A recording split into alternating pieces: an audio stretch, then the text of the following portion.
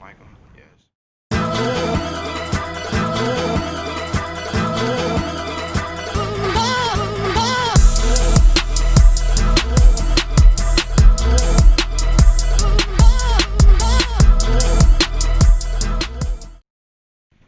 What's good, everybody? Welcome to another episode of the Go Talk Black Ambitions, episode 3. Not 2, just 3. I'm your host, Josh Robinson. I apologize for the late podcast episodes.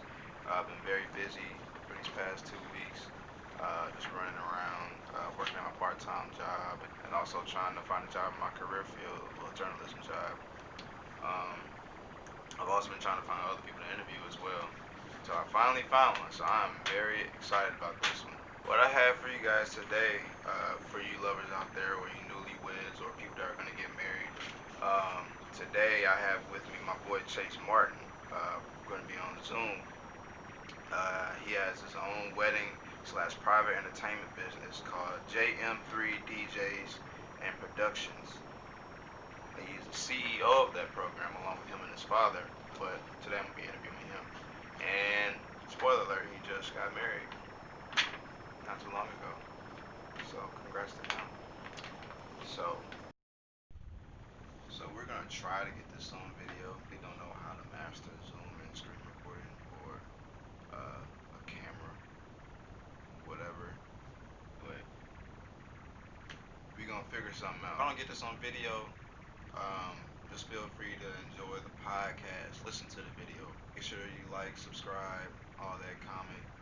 And also comment some suggestions on how to get, the screen record or to record the whole Zoom call next time. So, without further ado, I'll give you Chase Martin. Did you guys enjoy our services? Yes. Oh my God. Absolutely. Yes. Yeah, absolutely. 100%. Would do it all over again. Yeah. I'm speechless. I'm not even kidding. I'm speechless. Chase is fantastic at what he does. He knows exactly the song to play at all times. How you doing? I'm good, man. How about yourself? I'm good. I can't complain. That's good, man. That's good. First off, I want to say congrats on your marriage. I've heard about that. Hi, thanks, man. No problem. Thanks, man. No problem. Appreciate it. How's it feel being a married man? Oh, that's amazing, bro. That's good. It's fantastic. Yeah, I love living with my wife, the love of my life. Of course, that comes with some advantages you can't do when you're single. Yeah, that's nice. Yeah, but yeah, it's good. Everything's good. Yeah, that's how I'm trying to be with me and my girlfriend too, because we going on a year and almost 5-6 months, so I'm trying to get there. That's the one I'm trying to marry. So, but yeah. All right. Thanks. So what's the next? You said what? I said, when you gonna propose then? I don't know that. I can't say it. I can't say it. You're right. You got to keep it secret, because she's watching this thing, so I can't let it out. It's a secret. So it's not like 2 or 3, 4 years or whatever, somewhere down the road. All right. But, yeah. Sounds good. But yeah, so I know that you're the owner and the CEO of the JM3 DJs and Productions. So I just want to know, like, what made you wanted to get into wedding and entertainment business? Yeah, so I was pretty much born into it. My dad started this DJ company back when I was born, 1998, 2000. And so I grew up watching him just DJ when I was just younger growing up. And so when I decided to go to college up here in Iowa, I was like, I'm going to just bring the Iowa business. I'm going to just bring the DJ business to Iowa. If I can make it full time. So now it's pretty much a split partnership between me and my dad. He takes care of Missouri. I take care of Iowa. Okay, I see that. Yeah, because I tried getting into DJing during high school or whatever. Cause I tried DJing my own graduation party, but I don't know. It's kind of hard. Like, what's the process of that? Like, how hard is it for you during your first time? First time, it took a lot of practice to get the mixing down and all that jazz. But of course, with everything with practice, get better and more comfortable with everything. But yeah, it just takes practice, learning what you're using and what software you're using and what you got to do to the soundboards and the controllers, scratch tables, to make music sound a certain way. That's what's up. Just takes practice. So do you have like a certain playlist you go to, or is it like a new one every time? Yeah, so the way I set it up on my computer and for our systems is I pretty much break everything down in genres and by decades. So like I have a 2000s hip hop crate or a 90s pop crate. I do a lot of rock parties up here too with the wedding stuff in Iowa. So some 80s rock and roll are in there too. So you said rock parties. Well, tell us about that. Tell us about that. I gotta know what. Like, how's that like? What's that like? It's the culture is different. Of course, most people that listen to rock and roll are of Caucasian descent. So they party a little bit different. It's more about drinking and the atmosphere and talking and hanging out with each other instead of us. Right. We like to kind of grind on each other, and we like the dancing aspect. They like more the drinking aspect. So it's just a lot of rowdiness, I would say, compared to hip hop parties. Like, have you ever had to at least cancel one because the party got too rowdy or whatever? Like, never canceled, but I shut the party down a couple weeks ago on the 1st of August because I have this package where I said that you got me for the whole day, but it was 2 a.m. and they kept going, and I was tired. I was like, I'm shutting it down. We've been out here since 3 o'clock. Dang, I can't 3 do o'clock. It no more, so yeah, that was the only one. Yeah. That's crazy, bro. That's crazy. Cause I know I worked at a country club a couple years ago, and they hosted wedding receptions and stuff like that.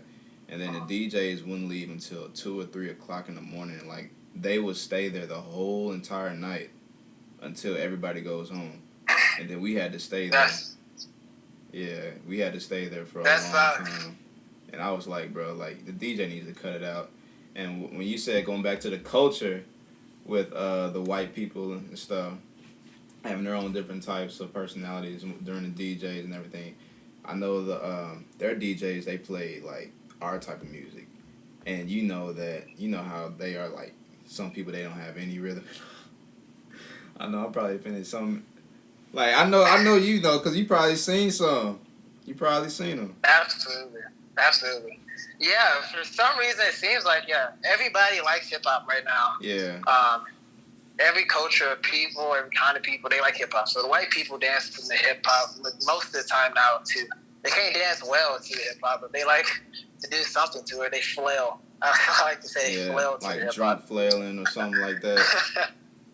Cause there's some people that they get drunk and they just start wilding out. Basically. So, yeah, for real, man. But tell us about your experience on Des Moines, because I know you was on that show. Like, tell us about that. What is that? Oh, the Des Moines wedding show? It's kind of like a trade show. It's like, to put it in a graph, since you've never been to one, it's like a flea market. It compares to a flea market, but the only people that are there are wedding vendors, people that are providing the service or product for weddings specifically. So DJs are there, wedding venues are there, photographers, videographers are there, florists are there, and a whole bunch of other people in the wedding industry. There's so many aspects to it. So everybody pretty much sets up a booth there to try to sell their services to all these soon-to-be brides and grooms that are looking for these vendors, these kind of vendors to do it. So it's a good way to get your name out there, gain some business for the year. That's good, man. Which party, like, out of all the parties you DJ'd in Iowa, like, which one was the best one? Or can you at least name 5? I can definitely name 5. Every party I've done is essentially a good party. The funnest one was probably the one I did a couple weeks ago, because they just kept going. I mean, the groom's shirt was off. Half of the bridal party's shirts were off. It was wild, bro. Are you serious? I was there until 2 a.m. Yeah, I'm serious. Like, these guys was, like, gone. They were gone. I was surprised they didn't get any hangovers the next day, because, bro, they was drinking all night. And, yeah, like I said, I had to shut it down myself, 2 a.m. Because if I didn't, we would just kept going till probably 5 a.m. They was not stopping. Oh my god. That was the best party though. They was on tables, flipping stuff, just. They were flipping. It was like flipping tables or. Flipping tables, standing, jumping up and down on tables. It was like a concert atmosphere, pretty much. So it was the rock theme, right? Like you playing rock music? No, I was playing mostly hip hop in that mug. What was you playing? You was playing southern, rap. like southern hip hop. I was playing the Baby, Megan Thee Stallion, some 2000 stuff, in the day stuff. And they were flipping tables to the Baby. They were flipping tables to the Baby. What? I am appalled. There's wildin'. That's crazy. There's wildin'. That's crazy. Oh my god. That was the best part, though, for sure. What was the worst one? I don't have any bad parties. I just have parties that I don't enjoy that much personally. So probably earlier this year, I think it was in May. It was in May. I drove to Columbia, Missouri for a wedding. And there was only like 20 people there because of COVID. So, and there was an older couple too that got married. So I was just there kind of playing music. They like to listen to country and rock. Right. Can't really dance to country and rock music like that. So a lot of people they were just kind of sitting around the tables. There wasn't too many people there too. So that makes it worse when there's only 20 people. If only one person's on the dance floor, that's not going to motivate the rest of the people to dance. So it was just a long day. And I drove all the way down to Columbia to do it. So, but it was fine. That was probably the worst one. Shoot. I know the worst one when I was working at the country club, bro. Like, I think it was, man, I know the bridesmaid, she got super drunk. And then she just passed out on the floor. And I'm like, what is going on here? I'm like, I don't know whether we should just pick her up or she can go somewhere, like if she has an escort or whatever, like. So, man. She was just on the floor? That's crazy. She was on the floor, bro. She was on the floor. But have you guys done shows outside of the Midwest? I know back in the day we used to do shows in Texas. That's pretty much it, though. The focus right now is to do shows more so in Iowa, Nebraska, Missouri, and trying to get up to Minnesota next year. But that's pretty much it right now. Speaking of Minnesota, I know this is kind of a personal question, but how are your feelings towards Black Lives Matter community? Like, since you're going up to Minnesota. Yeah, so I'm not going up to Minnesota no time soon. However, everybody's feeling it, of course. This is a worldwide thing. Yeah. I just, the community is hurting. Mm-hmm. And so I just hope that we can find some way to find some, some rectification for our community so we can kind of right some wrongs, some history, some presidents to do. I know being there in Iowa, I know being up there in Iowa, like, how can you hold people accountable over there, like during your DJing, your entertainment and stuff, like if people say some racist stuff out of pocket during your quite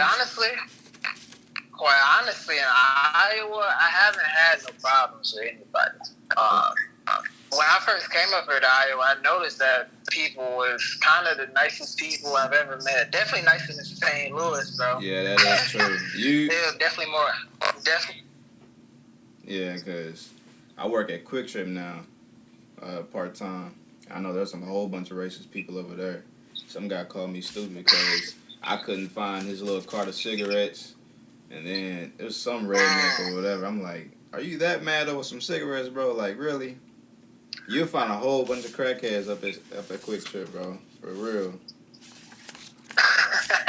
And they are not nice.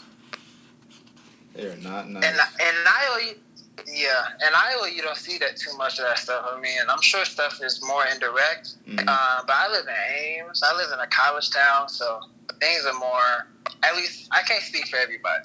My experience up here has been well. I haven't encountered anybody really giving me no problems. It's even to the point where I go to shows and I do these country rock parties, and they come up to me afterwards. They're just like, "Hey man, you did a good job. I just hope you don't think we're some rednecks up here, man. We're not really red." Oh my god. Oh, that nice. They said, I hope. I know we was playing some hip. Oh man, I know that feeling. But I know it's been a pretty shambolic year, like with all this COVID and everything else. Throughout the pandemic, has it been difficult performing, or have you ever had to like calm down for a minute because of the pandemic? No, the only thing that's changed business-wise is a lot of people canceled or postponed their wedding to next year. So a lot of business has been put on hold. So this summer has been pretty slow, actually. But when I actually go out to a wedding or whatever I'm doing, it's pretty much the same thing. People don't like wearing masks at events, so they don't.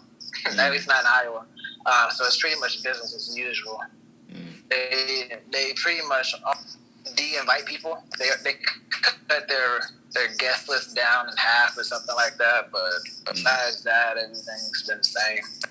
So it's not like the numbers are down over there in Iowa, or is it the same? I don't know. I think the Iowa number is the same as the whole country, pretty much. It's just, I think in Iowa, people are just more so like, I'm tired of this. I just want to get out the house. I feel that. I don't care about this mask right now. I feel that. Shoot, because people over here, like at Quick Trip, it's required for, like, you have to wear a mask over there at the store. Oh, yeah. Yeah, so I have to wear that everywhere I go, especially at Walmart, because we're required to wear a mask there, too. So, and then there's some people. It's real, dog. It's weird, though. It's weird, though, because Walmart, Target, all the stores, everybody's required to wear masks. But when it comes to weddings, like the wedding venues don't have any real restrictions. So they don't have any rules that they have to follow. So it's either you wear a mask if you want to, or you don't if you don't want to. And most people don't want to, so they don't. Not at my shows. Dang. They say they don't care about COVID. Yeah, it's weird. Shit. No. Hey, but that's a good. Hey, but sounds like your parties are lit, and it's that you're having a great time doing it. You know, so maybe Yeah, it's cool. Yeah, I might have to ask you guys to do it for our wedding. For our wedding soon. I need to keep y'all in contact. I feel it. Yeah, I feel it. In a couple of years. Yeah, in a couple of years or so. That'd be fun. Cause I know some. I feel it. Cause I know one of my friends. They just got married not too long ago. I think they're supposed to have a wedding ceremony sometime soon. I don't know. I'm probably talking. So I might, like, this podcast probably gonna promote you guys, so I can give them to you.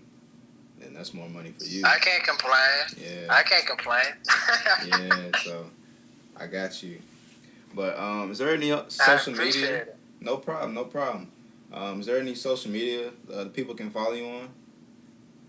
Yeah, they can follow us on Instagram at JM3DJS or just JM3DJs Productions on Facebook. No Twitter or anything? No Twitter, just Instagram, Facebook. All right, that's a bet. But that wraps up everything, Chase. Appreciate you for calling. Cool, man. Yeah, thanks for having me on. No problem. Good luck to you, Matt.